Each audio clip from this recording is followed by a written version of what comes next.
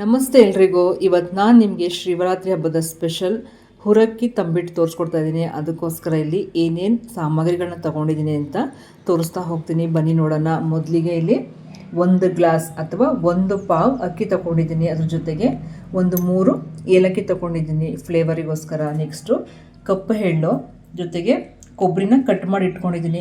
ಕೊಬ್ಬರಿನ ಬೇಕಿದ್ರೆ ನೀವು ತುರಿದು ಕೂಡ ಇಟ್ಕೋಬೋದು. ನಾನು ಎಳ್ಳು ಬೆಲ್ಲಕ್ಕೆ ಕಟ್ ಮಾಡ್ತೀವಲ್ಲ ಸಂಕ್ರಾಂತಿ ಹಬ್ಬದಲ್ಲಿ ಆ ರೀತಿ ಕಟ್ ಮಾಡಿದ್ದೀನಿ. ನೆಕ್ಸ್ಟು ಹುರ್ಗಡ್ಲೆ. ಅಕ್ಕಿನ ಏನು 1 ಗ್ಲಾಸ್ ತೊಗೊಂಡಿರ್ತೀವಿ ಅದಕ್ಕೆ 1/4 ಗ್ಲಾಸಷ್ಟು ಹುರ್ಗಡ್ಲೆ ಬೇಕು, ಮತ್ತು ಇನ್ನೊಂದು 2 ಸ್ಪೂನು ಉಂಡೆ ಕಟ್ಟುವಾಗ ಹಾಕಲಿಕ್ಕೆ ಬೇಕಾಗ್ತದೆ. ಆಯಿತಾ. ಅಕ್ಕಿನ ನೀವು ಸೊಸೈಟಿ ಅಕ್ಕಿ, ಡಿಪೋ ಅಕ್ಕಿ ಅಂತೀವಲ್ಲ ಅದಿದ್ರೂ ತೊಗೋಬೋದು. ನನ್ನ ಹತ್ರ ಅಕ್ಕಿ ಇರಲಿಲ್ಲ, ಅದಕ್ಕೋಸ್ಕರನೇ ನಾನಿಲ್ಲಿ ಮನೆ ಅಕ್ಕಿ ಇರುತ್ತಲ್ಲ ಅದನ್ನೇ ತೊಗೊಂಡಿದ್ದೀನಿ. ಅದಾದಮೇಲೆ ಕಡಲೆ ಬೀಜ, ಇದನ್ನು ಕೂಡ ಹುರಿದಿಟ್ಕೋಬೇಕು. ಇವಾಗ ಹಂಗೆ ತೊಗೊಂಡಿದ್ದೀನಿ, ಹುರಿಯೋಣ ಆಮೇಲೆ. ಅದಾದಮೇಲೆ 1 ಗ್ಲಾಸ್ ಅಕ್ಕಿಗೆ 3/4 ಗ್ಲಾಸು, ನಿಮಗೆ ಸ್ವೀಟ್ ಬೇಕು ಅಂದರೆ 3/4 ಗ್ಲಾಸು ಬೆಲ್ಲ, ಅಥವಾ ಅರ್ಧ ಗ್ಲಾಸ್ನಷ್ಟು ಬೆಲ್ಲ ತೊಗೊಂಡ್ರೆ ಸಾಕು. ಸ್ವೀಟ್ ಮೈಲ್ಡಾಗಿರಲಿ ಅಂದರೆ ಅರ್ಧ ಗ್ಲಾಸ್ ತೊಗೊಳ್ಳಿ. ನಾನು ಸ್ವಲ್ಪ ಎರಡಕ್ಕೂ ಮಧ್ಯ, 3/4 ಅಲ್ಲ ಅರ್ಧನಲ್ಲ, ಅದಕ್ಕೆ ಮಧ್ಯೆ ತೊಗೊಂಡಿದ್ದೀನಿ. ಇವಾಗ ಏನೇನು ಬೇಕು ಅಂತ ನೋಡ್ಕೊಂಡ್ರಿಲ್ವಾ, ಇವಾಗ ಹೇಗೆ ಮಾಡೋದು ಅಂತ ನೋಡ್ಕೊಂಬರೋಣ. ಆಯಿತಾ. ಇವಾಗ ಒಂದು ಬಾಂಡೆನ ಬಿಸಿಗಿಟ್ಟು ಅದಕ್ಕೆ ನಾವೇನು ಅಕ್ಕಿ ತಗೊಂಡಿದ್ದೀವಿ ಅದನ್ನು ಹಾಕಿ ಫ್ರೈ ಮಾಡೋಣ. ಸ್ವಲ್ಪ ಲೈಟ್ ಬ್ರೌನ್ ಬಂದರೆ ಸಾಕು, ತುಂಬ ಕಲರ್ ಬರೋ ಅವಶ್ಯಕತೆ ಇಲ್ಲ. ಅಕ್ಕಿನ ಎಷ್ಟು ಹದವಾಗಿ ಹುರಿತೀವಿ ಅದೇ ರೀತಿ ತಂಬಿಟ್ಟು ಟೇಸ್ಟಾಗಿ ಬರುತ್ತೆ ಅಂತ ಹೇಳ್ತಾರೆ. ಅದಕ್ಕೋಸ್ಕರ ಸ್ವಲ್ಪ ಪೇಷನ್ಸಿಂದ ಅಕ್ಕಿನ ಹುರ್ಕೊಳ್ಳೋಣ. ಹುರ್ಕೊಂಡಾದ್ಮೇಲೆ ಇದಕ್ಕೆ ಕಡಲೆ ತೊಗೊಂಡಿದ್ವಲ್ಲ ಅದನ್ನು ಹಾಕ್ಕೊಳ್ಳೋಣ. ಈ ಟೈಮಲ್ಲಿ ನಾನು ಗ್ಯಾಸ್ನ ಆಫ್ ಮಾಡಿದ್ದೀನಿ. ಬಾಣಲೆ ಬಿಸಿಗೇ ಕಡಲೆ ಸ್ವಲ್ಪ ಗರಿ ಗರಿ ಆಗುತ್ತೆ. ಇದ್ರ ಜೊತೆಗೆ ನಾನು ಏನು ಏಲಕ್ಕಿ ತೊಗೊಂಡಿದ್ದೆ ಅಲ್ವಾ, ಆ ಏಲಕ್ಕಿನೂ ಕೂಡ ಇಲ್ಲಿ ಹಾಕೋತಾ ಇದ್ದೀನಿ. ಅದು ಸ್ವಲ್ಪ ಬೆಚ್ಚಗಾಗಲಿ ಅಂತ, ಯಾಕಂದರೆ ನಾನು ಏಲಕ್ಕಿ ಎಲ್ಲ ಫ್ರಿಜ್ಜಲ್ಲಿ ಇಟ್ಟಿದ್ದೀನಿ, ಅದಕ್ಕೋಸ್ಕರ. ಈಗ ಇದು ತಣ್ಣಗಾಗಲಿ. ಸ್ವಲ್ಪ ತಣ್ಣಗಾದ್ಮೇಲೆ ನಾವು ಮಿಕ್ಸಿ ಜಾರ್ಗೆ ಹಾಕ್ಕೊಂಡು ಪೌಡರ್ ಮಾಡ್ಕೊಳ್ಳೋಣ. ಜಾಸ್ತಿ ಕ್ವಾಂಟಿಟಿಲಿ ಮಾಡ್ಕೊಳ್ಳೋದಾದರೆ ನೀವು ಮಿಲ್ಲಿಗೆ ತೊಗೊಂಡೋಗಿ ಮಾಡಿಸ್ಕೊಂಬರ್ಬೋದು.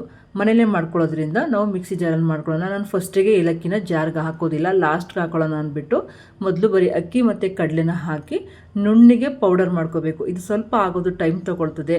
ಫಸ್ಟು ಪೌಡ್ರ್ ಆದಮೇಲೆ ಸ್ವಲ್ಪ ತರಿ ಇರುತ್ತೆ. ಅವಾಗ ಏನು ಮಾಡಿ ಅಂದರೆ ಒಂದು ಸ್ವಲ್ಪ ಹಿಟ್ಟನ್ನು ತೆಗೆದಿಟ್ಟು ಅರ್ಧ ಭಾಗ ಮಾಡ್ಕೊಳ್ಳಿ, ಅರ್ಧ ಭಾಗ ಮಾಡಿಕೊಂಡು ಪೌಡರ್ ಮಾಡ್ಕೊಳ್ಳಿ. ಅದ್ರ ಜೊತೆಗೆ ಲಾಸ್ಟಿಗೆ ಏಲಕ್ಕಿ ಹಾಕಿ ಪುಡಿ ಮಾಡಿ, ಪುಡಿನ ಬೇಕಿದ್ರೆ ಜರಡಿ ಹಿಡಿಬೋದು ಅಥವಾ ಹಾಗೇ ಉಪಯೋಗಿಸ್ಬಹುದು. ಇವಾಗ ನಾನಿಲ್ಲಿ ಬಾಣಲೆನ ಬಿಸಿಗಿಟ್ಟು ನೆಕ್ಸ್ಟು ಎಳ್ಳು ಹಾಕೋತಾ ಇದ್ದೀನಿ. ಎಳ್ಳನ್ನು ಕಡಿಮೆ ಉರಿನಲ್ಲಿ ಚೆನ್ನಾಗಿ ರೋಸ್ಟ್ ಮಾಡ್ಕೊಳ್ಳೋಣ. ಚೆನ್ನಾಗಿ ರೋಸ್ಟ್ ಆದರೆ ಚೆನ್ನಾಗಿರ್ತೈತೆ. ಹಂಗಂದ್ಬಿಟ್ಟು ಅದು ಸೀಲಿಕ್ಕೆ ಹೋಗಬಾರ್ದು. ನೀಟಾಗಿ ಕಡಿಮೆ ಫ್ಲೇಮಲ್ಲಿ ನೋಡಿ, ಈ ಥರ ಕಮ್ಮಿ ಊರಿನಲ್ಲಿ ಎಳ್ಳನ್ನು ಫ್ರೈ ಮಾಡ್ಕೊಳ್ಳೋಣ. ಇವಾಗ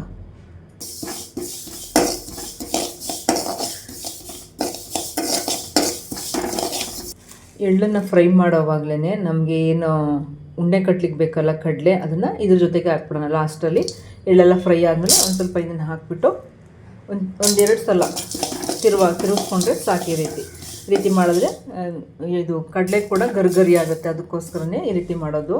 ಇಷ್ಟಾದರೆ ಸಾಕು. ಅಥವಾ ಬಾಣಲೆಲ್ಲೇ 1-2 ನಿಮಿಷ ಬಿಟ್ಟರೆ ಗರ್ಗರಿ ಆಗುತ್ತೆ. ಓಕೆನಾ. ಹುರಿದಿರ್ತಕ್ಕಂಥ ಎಳ್ಳನ್ನ ಆಲ್ರೆಡಿ ನಾವು ಅಕ್ಕಿನ ಹುರಿದು ಪೌಡ್ರ್ ಮಾಡ್ಕೊಂಡಿದ್ವಲ್ಲ ಆ ಬಾಣಲೆ ಒಳಗಡೆಗೆ ಇದನ್ನು ಹಾಕ್ತಾಯಿದ್ದೀನಿ ಇವಾಗ. ನೆಕ್ಸ್ಟ್ ಇವಾಗ ಕಡಲೆ ಬೀಜನ ಹುರ್ಕೊಂಡಾಯಿತು. ಇದು ಇವಾಗ ಸಿಪ್ಪೆ ಬಿಡಿಸಿ ಆಮೇಲೆ ನಾವು ಹಿಟ್ಟಿಗೆ ಮಿಕ್ಸ್ ಮಾಡುವ. ಅದಕ್ಕೆ ಮುಂಚೆ ಬೆಲ್ಲ ಏನು ತೊಗೊಂಡಿದ್ದೀವಲ್ವ, ಅನ್ನವ ಬೆಲ್ಲಕ್ಕೆ ಸ್ವಲ್ಪ ಒಂದು 1/2 ಗ್ಲಾಸಷ್ಟು ಅಥವಾ ಒಂದು 1/4 ಗ್ಲಾಸಷ್ಟು ನೀರು ಹಾಕಿ ಇದನ್ನು ಇವಾಗ ಕುದಿಲಿಕ್ಕೆ ಇಡೋಣ. ಇದು ಒಂದೇಳೆ ಪಾಕ ಆ ಥರ ಏನಿಲ್ಲ, ಸ್ವಲ್ಪ ಅಂಟು ಹಂಗೆ ಪಾಕ ಬಂದರೆ ಸಾಕು. ಅದಕ್ಕೆ ಇದು ಪಾಕ ಬರ್ತಾ ಇರಲಿ ಅಷ್ಟರಲ್ಲಿ ಕಡಲೆ ಬೀಜದೆಲ್ಲ ಸಿಪ್ಪೆ ತೆಗೆದು ತೊಗೊಂಬರ್ತೀನಿ.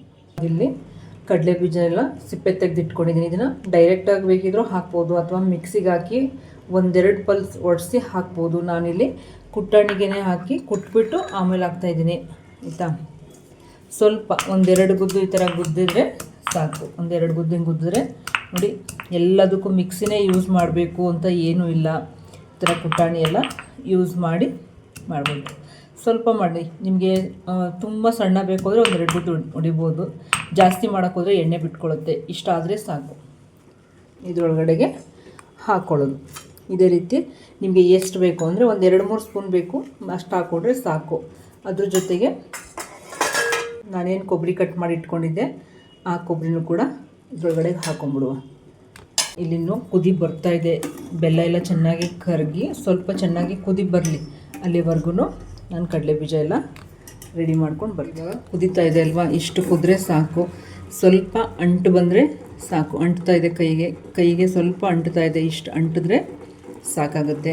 ತುಂಬ ಕುದಿಸಿ ತುಂಬ ಒಂದೇಳೆ ಪಾಕ ಮಾಡೋ ಅವಶ್ಯಕತೆ ಇರೋದಿಲ್ಲ. ಒಂದೇಳೆ ಪಾಕ ಮಾಡಿದ್ರೆ ಇದು ಉಂಡೆ ಏನಿದೆ ಅದು ಅಷ್ಟು ಚೆನ್ನಾಗಿ ಬರೋದಿಲ್ಲ. ಇಷ್ಟಾದರೆ ಸಾಕು. ಈಗ ಇದು ಸ್ವಲ್ಪ ತಣ್ಣಗಾದಮೇಲೆ ಹಿಟ್ಟಿಗೆ ಹಾಕಿ ಕಲಸೋಣ.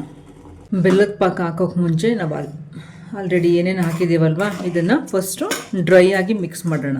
ನೀವು ಯಾವುದೇ ಬೆಲ್ಲದ ಪಾಕ ಮಾಡಿದ್ರೂ ಅದರಲ್ಲಿ ಡಸ್ಟ್ ಅಂತ ಇದ್ದೇ ಇರುತ್ತೆ. ಅದಕ್ಕೆ ಸ್ವಲ್ಪ ಶೋಧಿಸ್ಕೊಂಡು ಆಮೇಲೆ ಹಾಕ್ಕೊಳ್ಳಿ. ಆಮೇಲೆ ನೋಡ್ಕೊಂಡು ಹಾಕ್ಕೊಳ್ಳೋರಂತೆ ಒಂದೇ ಸಲ ಎಲ್ಲನೂ ಹಾಕೋ ಅವಶ್ಯಕತೆ ಇರೋದಿಲ್ಲ.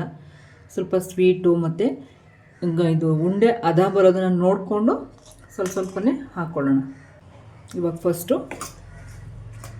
ಕೈ ಯೂಸ್ ಮಾಡಿದೆ, ಸ್ಪೂನ್ನ ಯೂಸ್ ಮಾಡಿಕೊಂಡು ಫಸ್ಟು ಮಿಕ್ಸ್ ಮಾಡ್ಕೊಂಬಿಡಿ. ಚೆನ್ನಾಗಿರುತ್ತೆ. ಮನೇಲಿ ಮಾಡಬೇಕು. ಶಿವರಾತ್ರಿ ಹಬ್ಬಕ್ಕೆ ಪೂಜೆಗೆ ನೈವೇದ್ಯ ಗಿಡಕ್ಕೂ ಮಾಡಬೇಕಲ್ವಾ, ಮಾಡ್ಕೊಳ್ಳೋಣ. ಸ್ವಲ್ಪನೇ ಮಾಡಿಕೊಂಡು ನಮ್ಮ ಹಿಂದಿನ ಅಡುಗೆಗಳನ್ನು ಉಳಿಸ್ಕೊಂಡು ಹೋಗ್ಬೇಕಾಗಿರೋದು ನಮ್ಮೆಲ್ಲರ ಕರ್ತವ್ಯ ಅಲ್ವಾ. ಅದಕ್ಕೋಸ್ಕರನೇ ಮಾಡಬೇಕು. ಇನ್ನೊಂದು ಸ್ವಲ್ಪ ಹಾಕಬೇಕು ಇದಕ್ಕೆ, ಯಾಕಂದರೆ ಉಂಡೆ ಕಟ್ಟೋಕ್ಕಾಗ್ತಿಲ್ಲ ಅಲ್ವಾ. ಅದಕ್ಕೆ ಇನ್ನು ಸ್ವಲ್ಪ ಹಾಕೊಳ್ಳೋಣ. ಆಯಿತಾ ನೋಡಿ, ಇನ್ನು ಸ್ವಲ್ಪ ಹಾಕೋತಾ ಇದ್ದೀನಿ. ಬರೀ ಉಂಡೆ ಅಂತಲ್ಲ, ಟೇಸ್ಟ್ ಕೂಡ ನೋಡ್ಕೊಳ್ಳಿ. ಕಟ್ಟುವಾಗ ಒಂದು ಸ್ವಲ್ಪ ಸಾಫ್ಟ್ ಇರಲಿ. ಹಾರಿದ್ಮೇಲೆ ಅದನ್ನೇ ಗಟ್ಟಿಯಾಗುತ್ತೆ. ಯಾಕಂದರೆ ಅಕ್ಕಿ ಅಲ್ವಾ, ಅಕ್ಕಿ ಹಿಟ್ಟಾಗಿರೋದ್ರಿಂದ ಆಮೇಲೆ ಸ್ವಲ್ಪ ಗಟ್ಟಿ ಆಗೇ ಆಗುತ್ತೆ. ಇವಾಗ ಕಲಸಾಯಿತು. ಕಲಸಾದ್ಮೇಲೆ ಉಂಡೆ ಕಟ್ಕೊಳ್ಳೋಣ. ತೆಳು ಇದೆ ಅಂದ್ಕೋಬೇಡಿ, ಇದು ತಣ್ಣಗಾದ್ಮೇಲೆ ಗಟ್ಟಿ ಬರುತ್ತೆ. ನಾವು ಇವಾಗಲೇ ಗಟ್ಟಿ ಮಾಡಿಬಿಟ್ರೆ ಅದೇನಾಗುತ್ತೆ ಗೊತ್ತಾ, ತುಂಬ ಗಟ್ಟಿ ಆಗುತ್ತೆ, ತಿನ್ನೋಕ್ಕಾಗಲ್ಲ. ಇಷ್ಟು ಸಾಫ್ಟ್ ಆದರೂ ಇರಬೇಕು. ಇಷ್ಟು ಸಾಫ್ಟ್ ಇದ್ದಿದ್ದು ಹಾರಿದ್ಮೇಲೆ ಕರೆಕ್ಟ್ ಬರುತ್ತೆ.